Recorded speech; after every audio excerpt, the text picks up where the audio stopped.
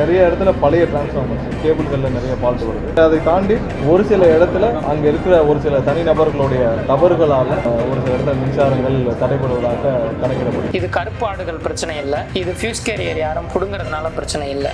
ஏன் EB officers வரமாட்டாங்க? ஏன் 6 மணி நேரம் ஆகுது? ஏன் 5 மணி நேரம் ஆகுது? யாரும் சரி பண்ண மாட்டாங்க?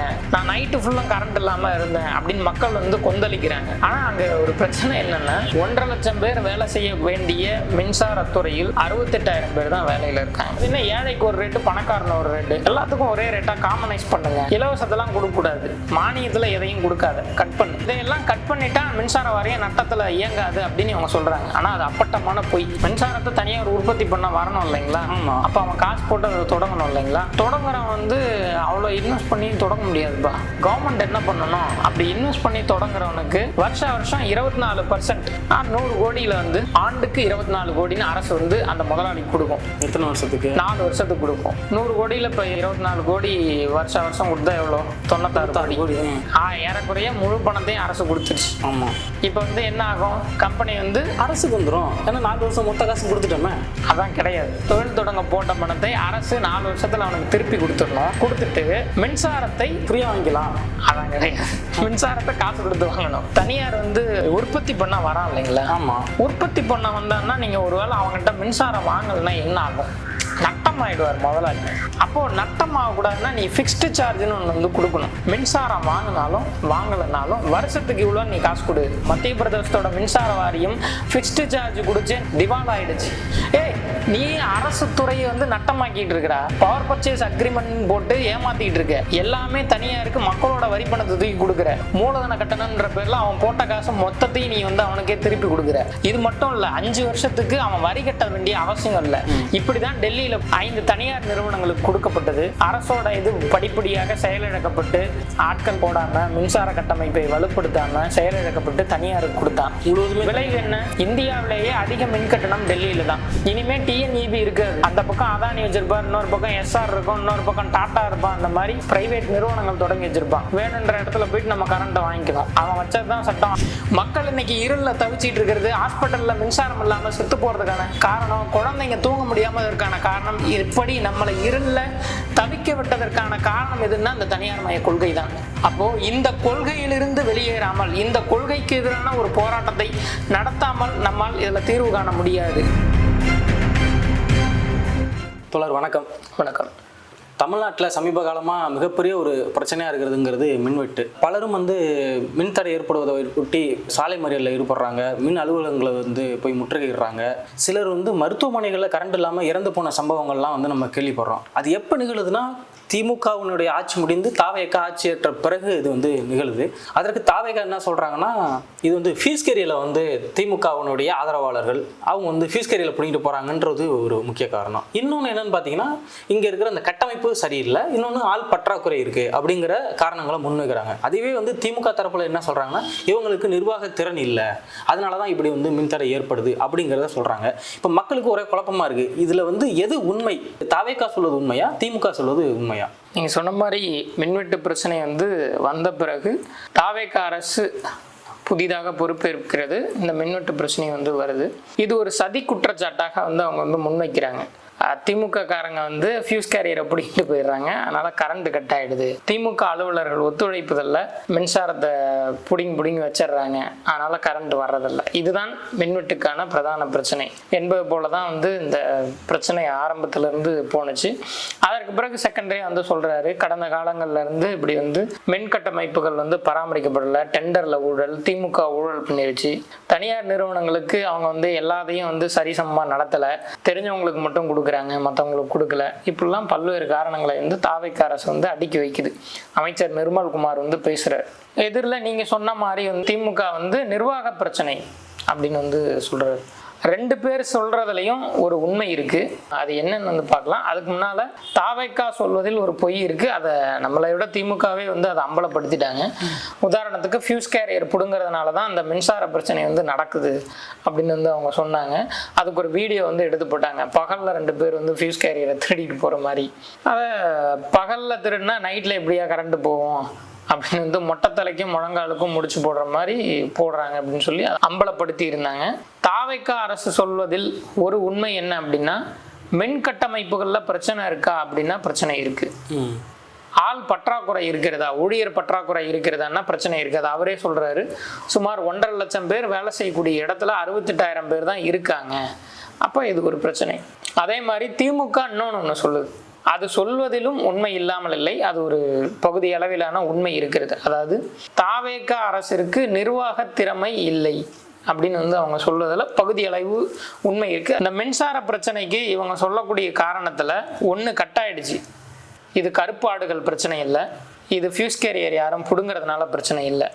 ஆனால் மீதி என்ன அப்படின்னா, மக்களோட தேவை, மின்சார தேவை என்னன்னா, இந்த ஏப்ரல்ல இருந்து மே ஜூன் வரைக்குமான அந்த மின்சார தேவையில் கடந்த காலங்களில் 17,000 மெகாவாட் மின்சார தேவை இருந்துச்சுன்னா இன்னைக்கு 21,000 மெகாவாட் வரைக்கும் அது உயர்ந்திருக்கு. அப்போ மின்சாரம் வந்து அதிகப்படியாக நுகரப்படுது, பயன்படுத்துகிறாங்க, கன்சியூம் பண்ணுறாங்க. அது கன்சியூம் பண்ணுவதற்கு ஏற்ப வந்து ஏற்கனவே இவ்வளோதான் கெப்பாசிட்டி தாங்குன்ற இடத்துல வந்து அதிகப்படியான லோடு வந்து இழுக்கப்படுது மின்சார வழித்தடத்தில். அப்போ லோடில் வந்து பிரச்சனை ஆகுது, டிரான்ஸ்ஃபார்மர் வந்து தீப்பிடிக்குது, வெடிக்குது, பஞ்சர் ஆகுது, ஜங்ஷன் பாக்ஸில் வந்து பிரச்சனை ஏற்படுது, இதெல்லாம் நடக்குது.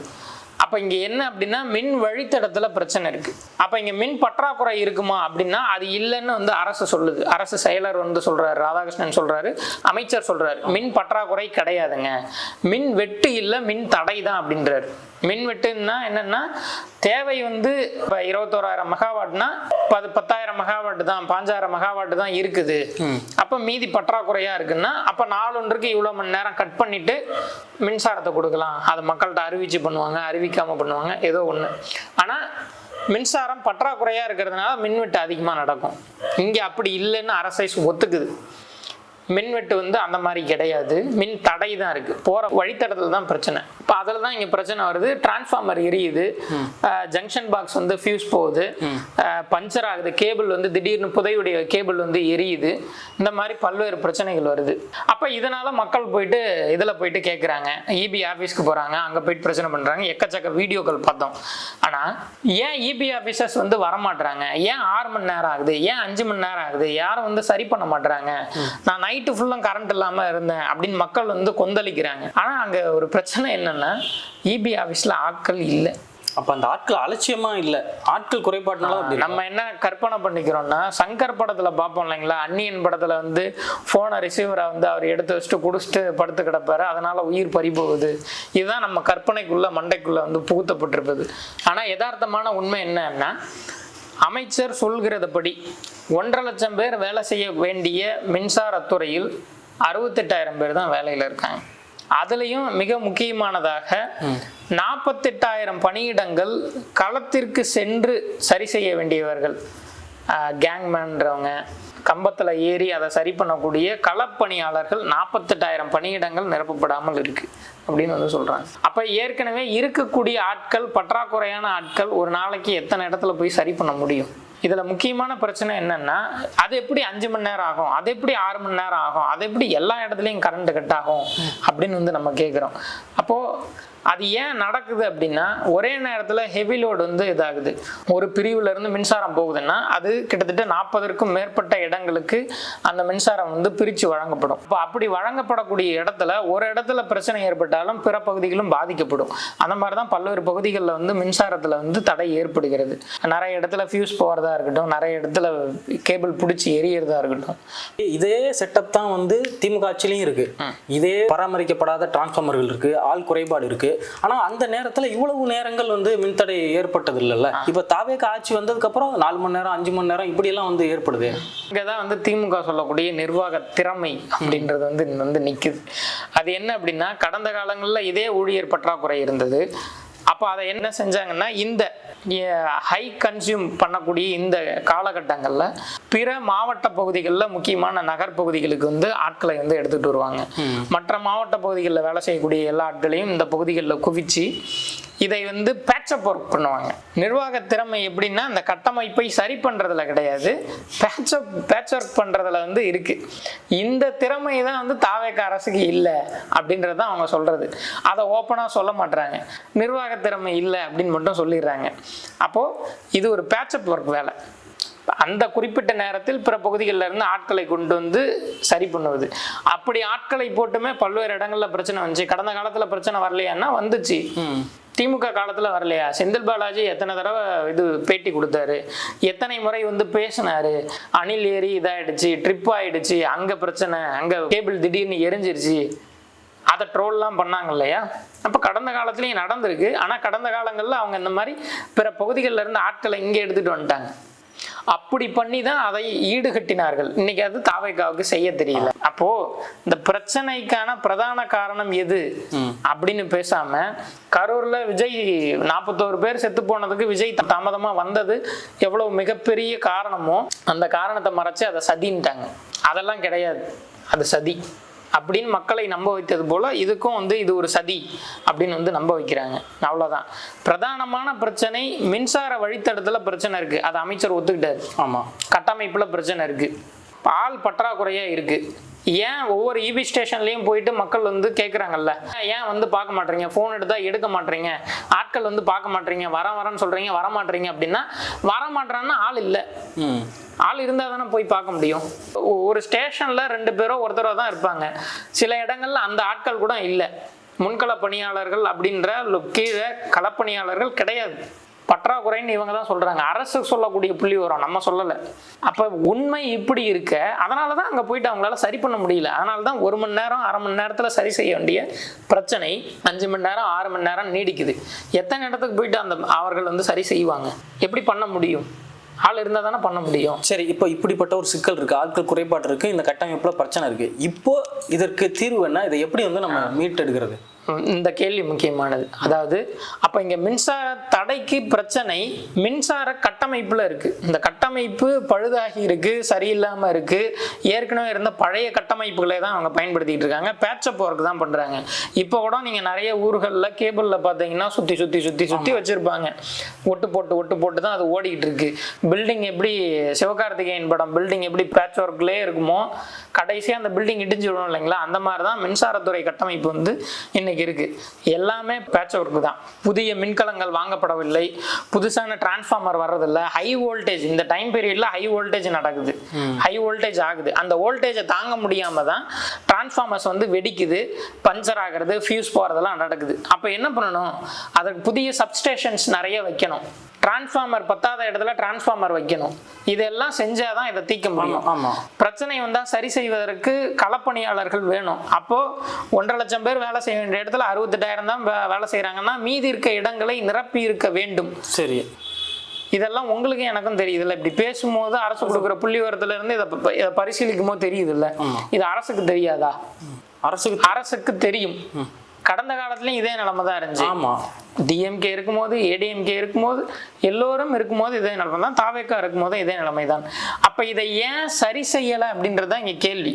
ஆமா, அரசுகள் மாறி மாறி வந்திருக்கு, இந்த பிரச்சனைகளும் அப்பொழுது இருந்துகிட்டே இருந்திருக்கு. அப்ப இதை ஏன் அவங்க சரி செய்யலங்கிற கேள்வி வருது. இப்ப இந்த அரசும் என்ன சொல்லியிருக்கணும்னா, இந்த பிரச்சனையை சுட்டி காட்டி பேசியிருக்கணும். இதுதான் பிரதான பிரச்சனை, இதை சரி செஞ்சுட்டா சரியாயிடும் அப்படின்னு சொல்லணும். ஆனா அப்படி சொல்லாம அதை சதி குற்றச்சாட்டாக மாற்றுவது. அடுத்து இது வந்து டெண்டர்ல ஊழல் பண்ணிட்டாங்க, ஊழல்னாலதான் இது நடந்துச்சு. அப்போ ஊழல் நடந்தது எல்லாம் உண்மைதான். ஆனா அதை விட பிரதான பிரச்சனை இந்த கட்டமைப்புகள் ஏன் இப்படி ஆணுச்சு அப்படின்றது தான் முக்கியமான இது.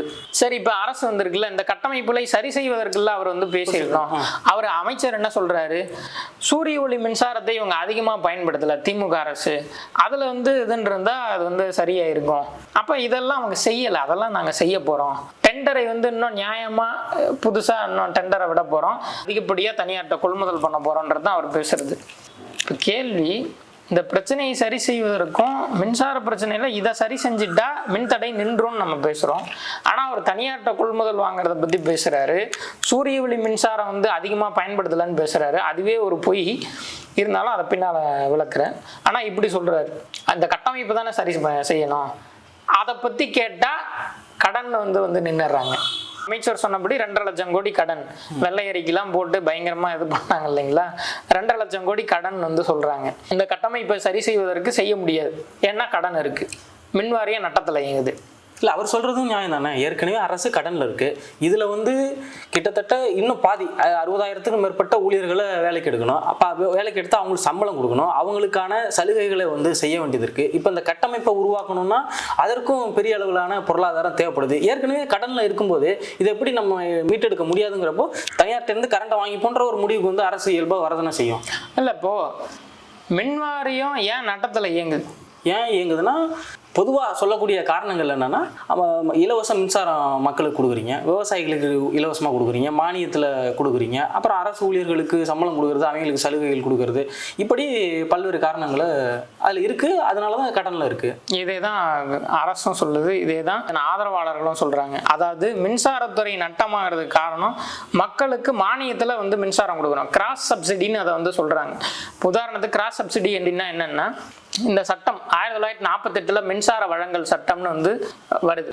அந்த சட்டம் என்ன சொல்லுதுன்னா, மின்சாரம் வந்து ஒரு சேவை, அது கார்ப்பரேட் சரக்கல்ல, சந்தை சரக்கல்ல. எல்லா ஏழை மக்களும் மின்சாரத்தை பயன்படுத்தணும். அவங்க பயன்படுத்துவதற்கான குறைந்த விலையில் மின்சாரத்தை கொண்டு போகணும். அதற்கு அரசு மானியம் கொடுத்து அந்த மின்சாரத்தை அவங்க பயன்படுத்த வைக்கணும். அது மக்களின் அத்தியாவசிய தேவைகளில் ஒன்று அப்படின்றது தான் அந்த சட்டம் பேசியது. ஆனால் அதனால தான் இந்த கிராஸ் சப்சிடி வந்துச்சு. அப்போ ஏழைகளுக்கு பயன்படுத்துபவர்கள் மின்சார அளவு இருக்கு, இந்த அளவை பொறுத்து அமௌண்ட் வந்து குறையும். இப்போ 200 யூனிட் 300 யூனிட் சொல்றாங்க இல்லைங்களா, இதை பயன்படுத்துறவங்களுக்கு 3 ரூபா 2 ரூபா இப்படின்னு அளவு இருக்கு ஒரு யூனிட்டுக்கு. அதை தாண்டும் போது யூனிட்டோட ரேட் வந்து மாறும். ஒரு யூனிட்டுக்கு 4 ரூபா, ஒரு யூனிட்டுக்கு 5 ரூபா இப்படின்னு மாறும். அப்போ குறைவா யார் பயன்படுத்துவா? அதிகப்படியான வசதிகள் இல்லாதவங்க தான் பயன்படுத்துவாங்க. ஒரு ஃபேன் வச்சிருப்பாங்க, ஒரு லைட் வச்சிருப்பாங்க, இவ்வளவுதான் இருக்கும். ஒரு பணக்காரர் வீட்டில் இந்த மாதிரியான நிலைமையெல்லாம் இருக்காது. எல்லா இடத்துலையும் லைட் இருக்கும், கார்டனுக்கு லைட் இருக்கும், ஸ்விம்மிங் பூலுக்கு லைட் போட்டிருப்பாரு, இப்படி எக்கச்சக்கமா இருக்கும். இண்டஸ்ட்ரீஸ் வந்து யூஸ் பண்ணுது, கழிவறைக்கு ஏசி போட்டிருக்கோம், அப்படிலாம் இருக்கு. அப்போ ஒரு சாதாரண ஏழை மக்கள் பயன்பாடு கம்மி, அப்போ அவங்களுக்கான தொகை கம்மியா வந்து வைக்கணும். அதிகப்படியாக பயன்படுத்தக்கூடிய பணக்காரர்களுக்கான தொகை வந்து வேறுபடும். இதுதான் கிராஸ் சப்சிடியில் இருக்கக்கூடிய விஷயம். அது இல்லாமல் விவசாயத்தில் இலவச மின்சாரம் கொடுக்குறாங்க. விவசாயத்தில் கொடுக்கறது என்ன, விவசாயத்தில் கொடுக்கறதெல்லாம் இன்னைக்கு வந்து கட் பண்ணணும்னு பேசுறாங்க. விவசாயம் நாட்டோட வளத்திற்கான முக்கியமான ஒன்று. அப்போ அதை கட் பண்ணுன்றாங்க. விவசாயிகளுக்கு இலவச மின்சாரத்தை கட் பண்ணு, ஊழியர்களை எடுக்காத, சம்பளம் போகுது, இவ்வளோ சம்பளம் நீ கொடுப்பியா, இவ்வளோ அவங்களுக்கு பென்ஷன் கொடுப்பியா, அவங்களுக்கு வந்து மற்ற இதர சலுகை ESI PF கொடுப்பியா, இதெல்லாம் கேட்குறாங்க இல்லைங்களா. அப்போ அதெல்லாம் பண்ணக்கூடாது. இதெல்லாம் பண்ணுனா கட் ஆயிடலாம். கடந்த காலத்தில் நிதி ஆயோக் வந்து இதையே தான் வந்து சொன்னிச்சு, கிராஸ் சப்சிடியை கட் பண்ணணும் அப்படின்னு வந்து பேசிச்சு, ரேஷனலைஸ் பண்ணணும். அது என்ன, ஏழைக்கு ஒரு ரேட்டு, பணக்காரன் ஒரு ரேட்டு, எல்லாத்துக்கும் ஒரே ரேட்டாக காமனைஸ் பண்ணுங்க. அதிகமாக கன்சியூம் பண்றவனுக்கும் ஒரு ரேட்டு, கம்மியாக கன்சியூம் பண்றவங்களுக்கும் ஒரு ரேட்டு அப்படின்னு வந்து இருக்கக்கூடாது. எல்லாத்துக்கும் சேம் ரேட். இலவசத்தெல்லாம் கொடுக்கக்கூடாது, மானியத்தில் எதையும் கொடுக்காத, கட் பண்ணு, இப்படின்றது தான் எங்களோட நோக்கம். அப்போ இதையெல்லாம் கட் பண்ணிட்டா மின்சார வாரியம் நட்டத்தில் இயங்காது அப்படின்னு இவங்க சொல்றாங்க. ஆனால் அது அப்பட்டமான பொய். அப்போ எங்கே போகுது அந்த பணம்? ஏன்னா மின்சார உற்பத்தியில் கிட்டத்தட்ட தமிழ்நாடு மின்சார வாரியம் 2000கள் வரைக்குமே லாபத்தில் தான் ஓடுச்சு. அதான் உண்மை. 1990களுக்கு பிறகு வந்து சட்டத்தில் திருத்தம் பண்றாங்க. அது என்ன அப்படின்னா, 1948 மின்சார வழங்கல் சட்டம் சொன்னா இல்லைங்களா, அந்த சட்டத்துல 49A அப்படின்னு வந்து ஒரு திருத்தம் வந்து நடைபெறுகிறது. அது கிட்டத்தட்ட 4க்கும் மேற்பட்ட முறைகளில் வந்து திருத்திருக்காங்க.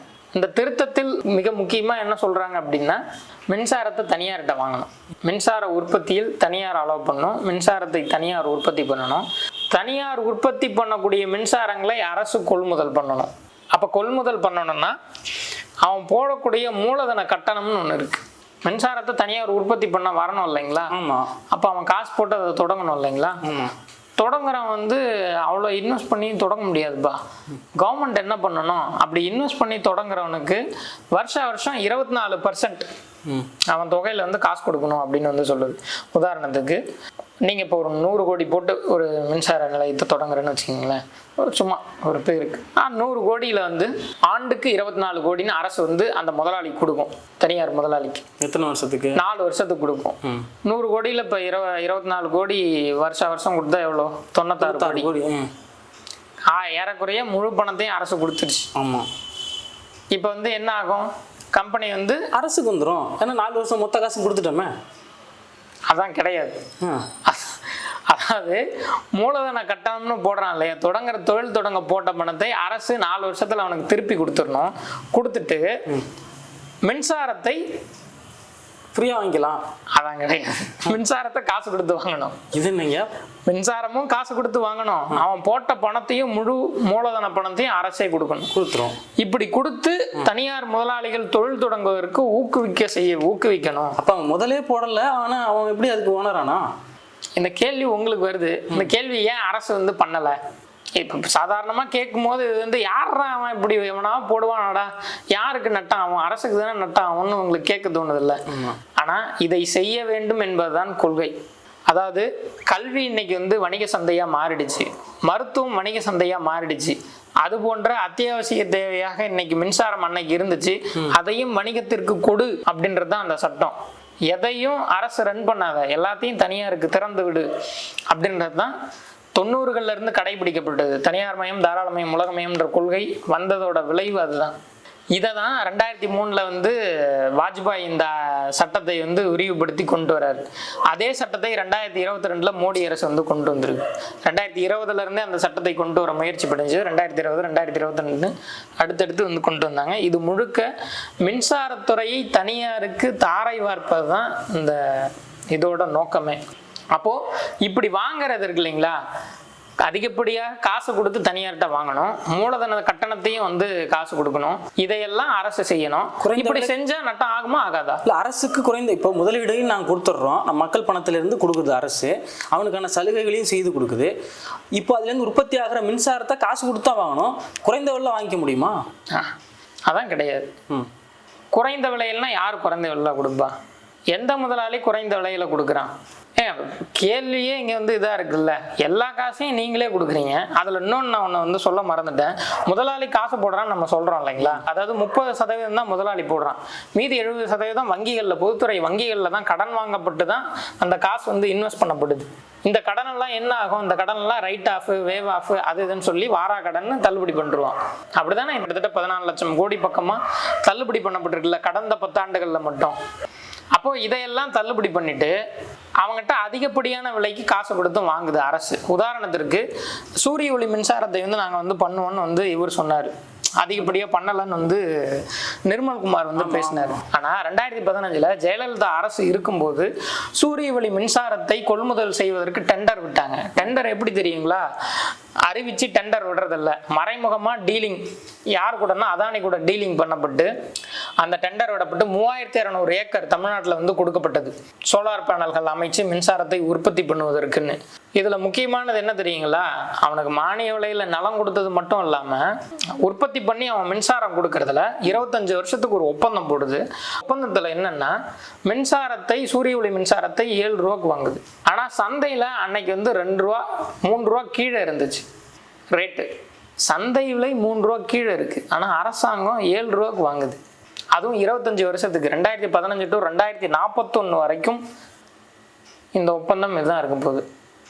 இன்னைக்கும் சந்தையில் 3 ரூபா கீழே தான் இருக்கு, 2 ரூபாய்க்கு விற்குது. சூரிய ஒளி மின்சாரம் நம்ம வேற ஆள்கிட்ட வாங்கிக்கலாம்ல, மாத்திக்க வேண்டியதுதான். கேட்குறீங்களா, முதல்ல இது நட்டம், அதை நம்ம ஒத்துக்கணும். ஆமா, 2 ரூபாய்க்கு விற்கக்கூடிய சூரிய ஒளி மின்சாரத்தை நீ ஏன்டா 25 வருஷத்துக்கு 7 ரூபாய்க்கு வாங்கின அப்படின்னு வந்து, ஒரு யூனிட் 7 ரூபா, 7 ரூபாய்க்கு வாங்கணும்னு வந்து இங்கே வந்து கேள்வி நிற்குது. இதில் கிட்டத்தட்ட அன்னைக்கு மின்சார ஒழுங்குமுறை ஆணையத்தில் இருந்தவர் வந்து 24,000 கோடி இதனால் நட்டமாகும்னு சொன்னார். இவர் தணிக்கை அலுவலர் வந்து 14,000 கோடி இதனால் நட்டமாகும்னு சொன்னார். அப்போ இதில் ஒரு உண்மை என்ன, மின்சார வாரியம் நட்டமாகுது எங்க நடக்குதுன்னா மின்சார கொள்முதல்ல நடக்குது. தனியார்கிட்ட நீங்க மின்சார கொள்முதல் பண்ணுவதிலேயே மின்சார வாரியம் நட்டமாகுது, அதுதான் பிரதான உண்மை.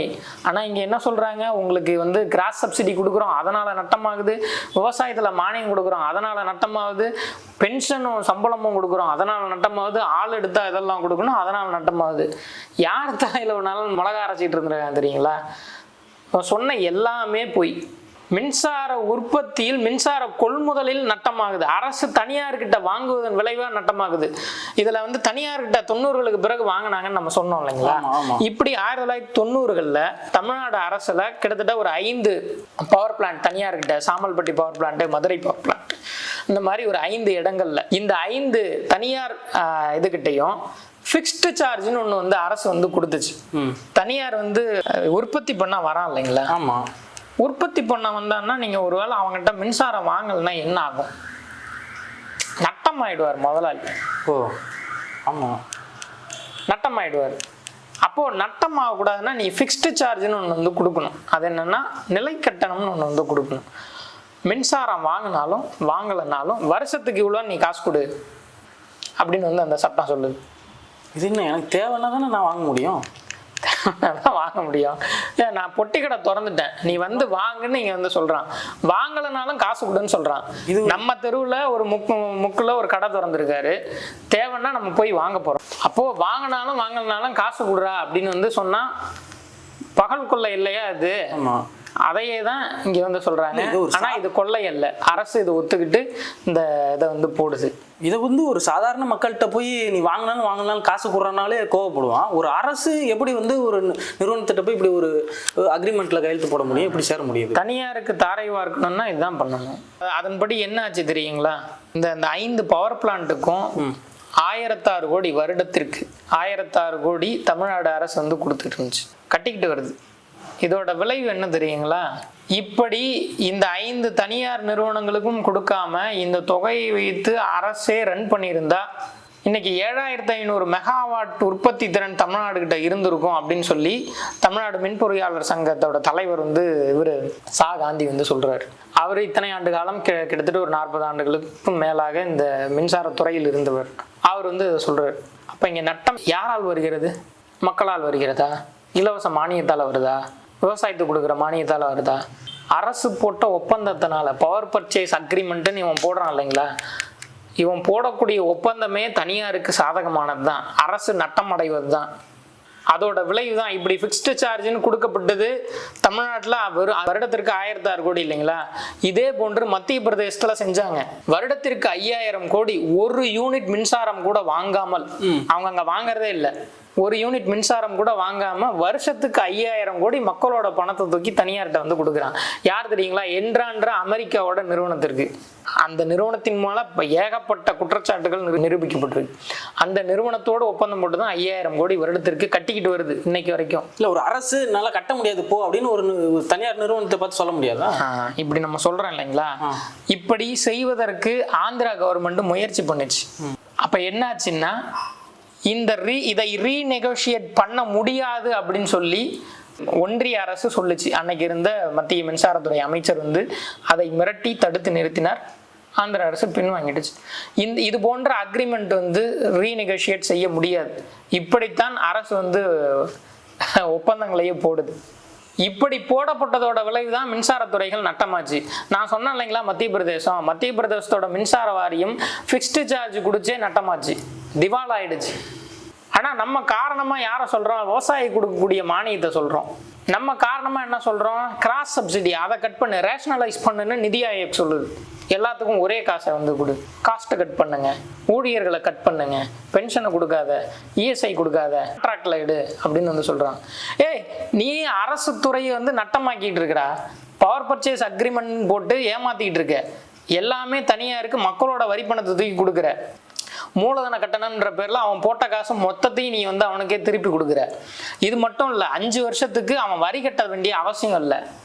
அதானி கொடுக்கப்பட்ட ஒப்பந்தம் அப்படிதாங்க. 3200 ஏக்கர்னு கொடுத்துருக்கான், 7 ரூபாய்க்கு ஒப்பந்தம் போடுறோம். 5 வருஷத்துக்கு வரி கட்ட வேண்டிய அவசியம் கிடையாது, வரி கட்ட தேவையில்லை. நில மானியம், வரி விலக்கு, அது இல்லாம மின்சாரமும் அதிகப்படியான கொள்ளைக்கு காசு கொடுத்து வாங்குறோம். அப்புறம் நட்டமாகாம என்ன பண்ணும்? 2023-25 அரசோட புள்ளி விவரப்படி 70000 கோடி மின்சார கொள்முதலுக்கு செலவாகுது.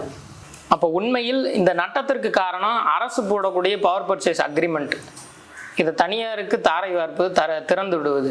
இதனால் மக்களுக்கு கொடுக்கக்கூடிய மானியத்தாலோ இதனாலேயோ இல்லை. இவன் சொல்றான் இல்லைங்களா, மக்களுக்கு கொடுக்குற மானியம்லாம் இல்லை, கார்ப்பரேட் நிறுவனங்களுக்கு மானியத்தில் கொடுக்குறான், தொழில் தொடங்குவதற்கு வரக்கூடிய நிறுவனங்களுக்கு மானிய விலையில் மின்சாரம் கொடுக்குறான்.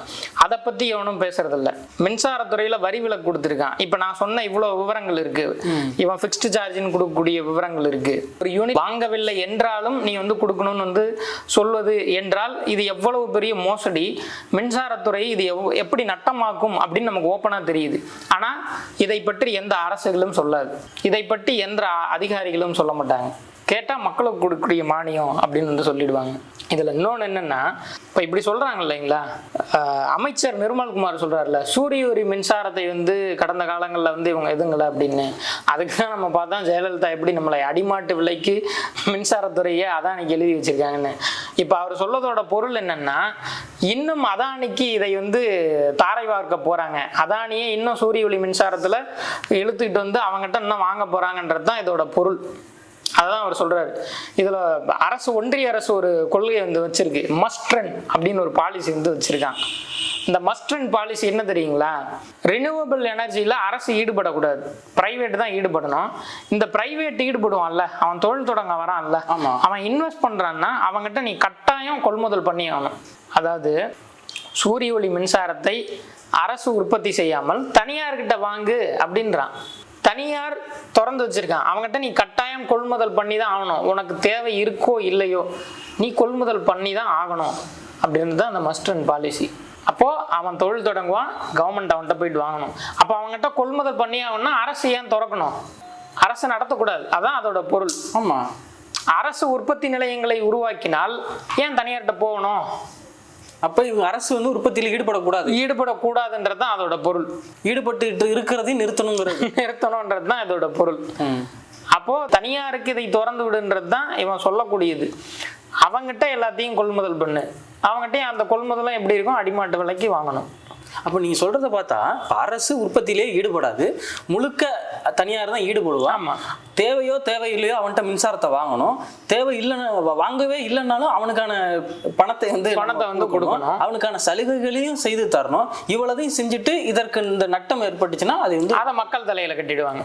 காரணம் நீங்கள் தானே. அப்போ நட்டத்தை காரணமாக காட்டி மின்சார விலையை வந்து உயர்த்தணும் அப்படின்னு வந்து அங்கே வந்து நிற்பாங்க.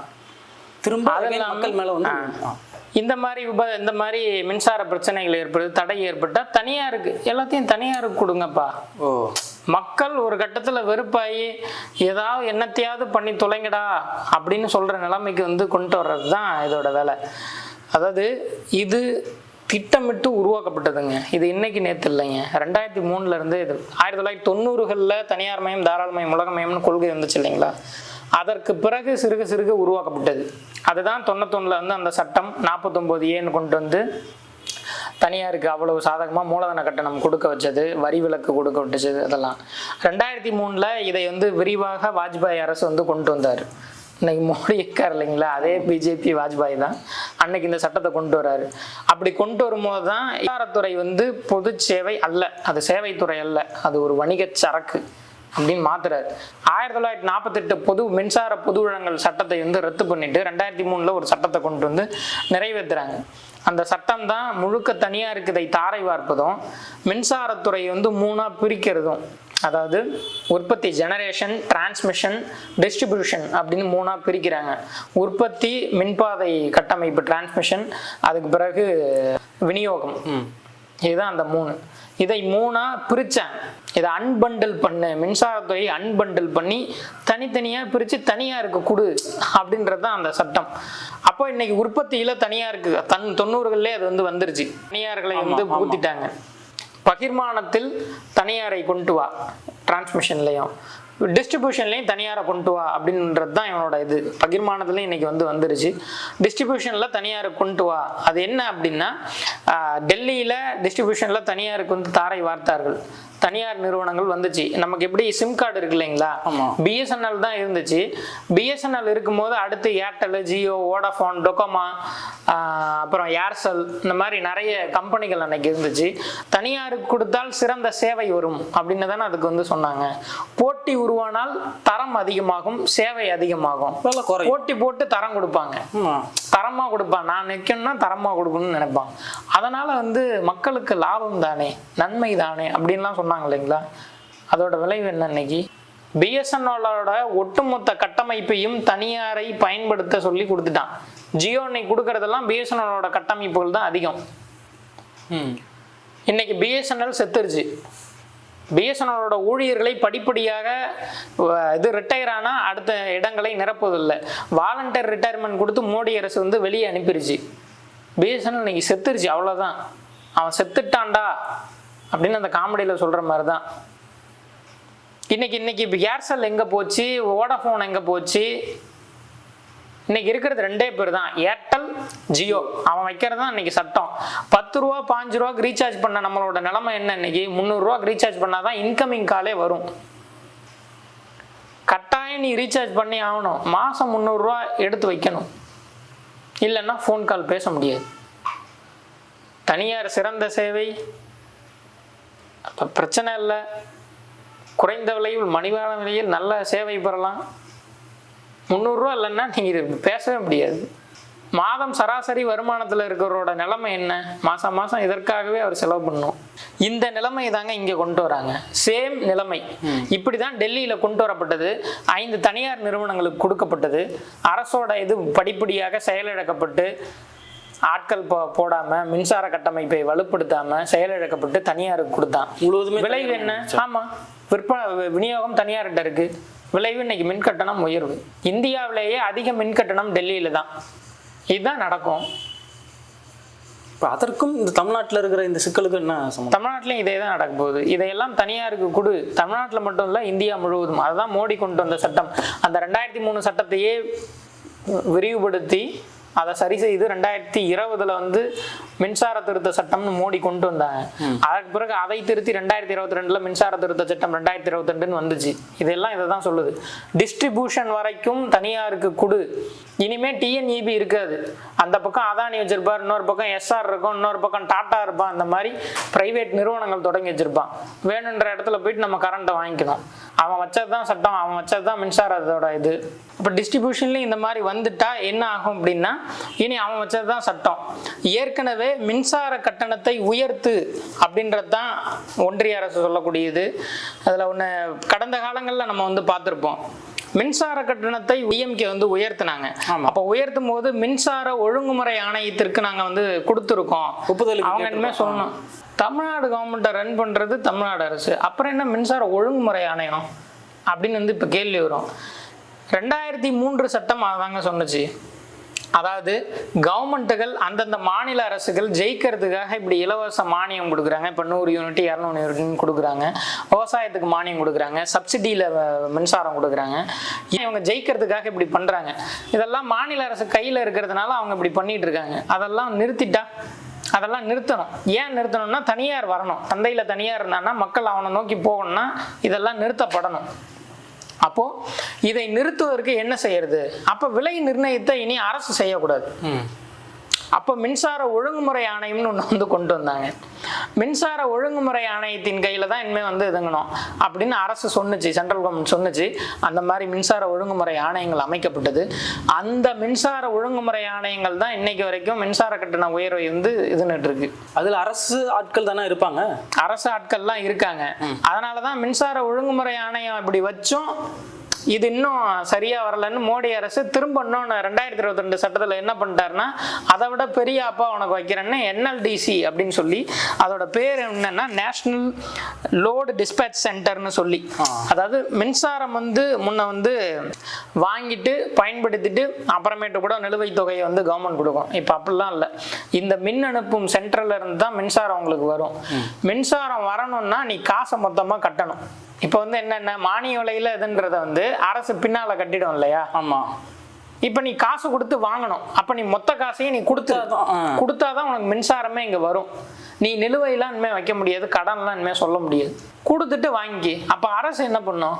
வேறு வழி இல்லாமல் பணத்தை திரட்டி கொடுக்கணும். இல்லைன்னா கட்டண உயர்வை அறிவிக்கணும், கிராஸ் சப்சிடியை வெட்டணும், விவசாயத்திற்கான இலவச மானியங்கள் போன்ற மானிய மின்சாரங்களை வெட்டணும். இதுதான் இதில் நடக்கும். அப்போ எல்லா இடத்துலையும் லாக் பண்ணிக்கிட்டே வந்து நிறுத்தி இந்த மின்சாரத்துறை ஒட்டுமொத்தமாக சீரழிவுக்கு உள்ளாயிருக்காங்க. கடந்த காலங்களில் மின் உற்பத்தியில் அரசு வந்து இன்வெஸ்ட் பண்ணவே இல்லை. மின் கொள்முதலுக்காக தான் இந்த இன்வெஸ்ட்மெண்ட்டே நடந்திருக்கு. அரசு உற்பத்தியை நிறுத்திடுச்சு. உற்பத்தியில் ஏற்கனவே இருக்கக்கூடிய சில நிறுவனங்கள் தான் இருக்கு, சில இடங்கள்ல தான் அது நடக்குது. அதுலேயும் வந்து உற்பத்தி திறனை வந்து இன்னும் அதிகரித்து கொண்டு போகிறது கிடையாது. புதிதான உற்பத்தி நிலையங்களை உருவாக்குவது கிடையாது. ஏன்னா தனியார் வரணும், தனியாரை நோக்கி மக்கள் போகணும். அதுக்கு தான் இதை எல்லாமே செய்தாங்க. அதுலேயும் ரினியூவபிள் எனர்ஜின்னு இன்னைக்கு நம்ம பேசிக்கிட்டு இருக்கோம். அந்த ரினியூவபிள் எனர்ஜியில் பாருங்க, அரசு தொடங்கக்கூடாது, அரசு இன்வெஸ்ட் பண்ணக்கூடாது, தனியார் வரணும். அதே தான் அமைச்சர் நிர்மல்குமார், சிடிஆர் நிர்மல்குமார் வந்து பேசுகிறாரு. அப்போது ஒட்டுமொத்தமாக மின்துறை என்பது இத்தனை ஆண்டு காலமாக சீரழிக்கப்பட்டு வந்துவிட்டது. அதை ஒட்டுமொத்தமாக முடிச்சு சோழியை முடிச்சுட்டு தனியார்கிட்ட வாங்கு, தனியாரை நோக்கி போ அப்படின்றதுக்காக தான் இதை வந்து கொண்டு வந்திருக்காங்க. அப்போ அதை நோக்கி தான் இது நகருது. அப்போ தமிழ்நாட்டில் நான் சிறிய அளவில் நினச்சிட்டு இருந்தேன் இந்த மின்வெட்டு அல்லது இந்த மின்தடை அப்படிங்கிறது வந்து ஃபியூஸை வந்து பிடுங்கினது வந்து பெரிய முதலாளிகள் அப்படிங்கிறது தான் நீங்கள் சொல்கிறது. அதுதான் உண்மை. இதில் மக்களுக்கு பெரிய ஒரு ஆபத்து இருக்குங்கிறதையும் இதனால நம்ம புரிஞ்சிக்க முடியுது. ஏன்னா அரசு உற்பத்தியை நடத்த முடியாது, மக்களுக்கு மானியங்களில் கிடைப்பதையும் நிறுத்த போகிறாங்க, பல்வேறு நெருக்கடிகள் இதுக்குள்ளே இருக்குது. ஸோ இதிலிருந்து நம்ம வெளியில் வரணும். மக்கள் இதில் பெரிய அளவில் பாதிக்கப்படுறாங்கன்றப்போ அதற்கான தீர்வை நோக்கி நம்ம நகர வேண்டியதாக இருக்குது. இதை எப்படி தடுத்து நிறுத்துவது? இதற்கு தீர்வு அப்படின்னா அரசே மின் உற்பத்தியில் வந்து ஈடுபடணும். இப்போ நம்ம பார்த்தது ஃபுல்லும் நட்டம், அரசுக்கான நட்டமே கொள்முதல் தான். தனியாருக்கு ஒட்டுமொத்தத்தையும் தாரை வார்த்ததோட விளைவு தான் இதெல்லாம். அப்போ அரசு முழுவதிலும் உற்பத்தியில் அரசு முழுமையாக ஈடுபட வேண்டும். ரினியூவபிள் எனர்ஜி முதற்கொண்டு, சூரிய ஒளி மின் உற்பத்தி முதற்கொண்டு அரசு தான் உற்பத்தியில் ஈடுபடணும். பற்றாக்குறையான ஆட்களை எடுக்கணும். 1.5 லட்சம் பேர் வேணும்னா 1.5 லட்சம் பேர் வேலை செய்யணும். அதே போன்று மின் கட்டமைப்புகள் முழுவதையும் சீரமைக்க வேண்டி இருக்குது. ஏதோ ஒட்டு போட்டு பேட்ச் ஒர்க் பண்ணுறது அல்ல இது. முழு கட்டமைப்பையுமே வந்து சீரமைக்கணும். புதிய கொள்முதல்கள் பண்ண வேண்டியிருக்கு. பல்வேறு இடங்கள்ல டிரான்ஸ்மிஷனுக்கான பாதைகளை உருவாக்க வேண்டியிருக்கு. புது டிரான்ஸ்ஃபார்மர்களை உருவாக்க வேண்டியிருக்கு. இதையெல்லாம் செய்ய வேண்டிய கட்டாயத்தில் இருக்கும். இதையெல்லாம் உருவாக்கினால்தான் அடுத்த காலத்தில் இதெல்லாம் நடக்காமல் தவிர்க்க முடியும். அப்போ இதையெல்லாம் தடுப்பது எதுன்னா அந்த தனியார் மய கொள்கை.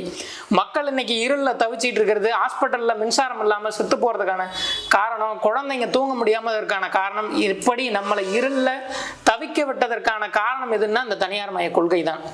அப்போ இந்த கொள்கையிலிருந்து வெளியேறாமல், இந்த கொள்கைக்கு எதிரான ஒரு போராட்டத்தை நடத்தாமல் நம்மால் இதில் தீர்வு காண முடியாது அப்படின்றது தான் இதில் மிக முக்கியமானது. அப்போ அரசு இதில் உற்பத்தி செய்வதும் அரசு இந்த கட்டமைப்புகளை வலுப்படுத்துவதற்கும் போராடுவது போல இந்த தனியார்மய கொள்கைக்கு எதிராகவும் மக்கள் போராட வேண்டி இருக்கிறது. அதை முறியடிக்க ஒன்று சேர வேண்டி இருக்கிறது அப்படின்றது தான் இதில் இன்றியமையாது அப்படின்னு பார்க்குறோம். உங்கள் நேரத்தை ஒதுக்கி பல்வேறு கருத்துக்களை பகிர்ந்தமைக்கு நன்றி.